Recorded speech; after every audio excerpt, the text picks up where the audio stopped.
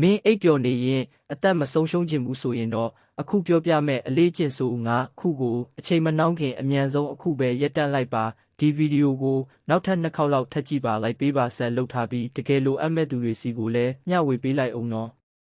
ပထမအချက်ကမှောက်ရက်အိတ်တဲ့အလေးကျင့်ပါဒါဟာအသက်ရှူလမ်းကြောင်းကိုပိတ်ဆို့စေပြီးအိပ်ပျော်နေစဉ်အသက်ရှူရခြင်း sleep apnea ကိုပြင်းပြင်းထန်ထန်ဖြစ်စေနိုင်ပါတယ်အဲ့ဒီအခါအုံနောက်စီကိုအောက်ဆီဂျင်ရောက်တာမိနစ်အနည်းငယ်လောက်ပြတ်တောက်သွားတတ်ပြီးနှလုံးရပ်တန့်တာမျိုးအထိဖြစ်သွားနိုင်ပါတယ်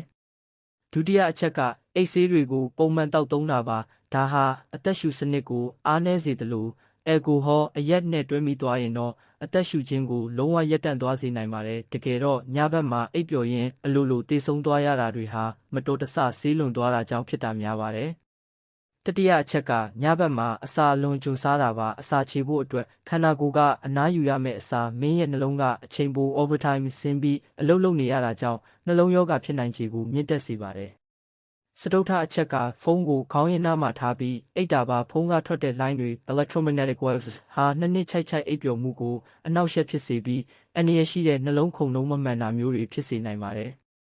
ဒီစမအချက်ကတော့လူတိုင်းလိုသတိမထားမိပဲလုပ်နေကြတဲ့အမှားပါအဲ့ဒါကတော့ TV ဖွင့်ပြီးအိတ်တာပဲဖြစ်ပါတယ် TV ကထွက်တဲ့အလင်းနဲ့အတန်တွေကမင်းရဲ့အုံနောက်ကိုအိတ်တဝက်နိုးတဝက်အခြေအနေမှာပဲရှိနေစေပြီးနှလုံးခုန်နှုန်းတွေးဖိအားနဲ့အသက်ရှူနှုန်းတွေကိုကမောက်ကမဖြစ်စေပါတယ်ကြားလာရင်တော့မင်းဘာမှမခံစားရဘဲနဲ့ညဘက်မှာနှလုံးခုန်မမှန်တဲ့အန္တရာယ်ကိုကြုံတွေ့ရနိုင်ပါတယ်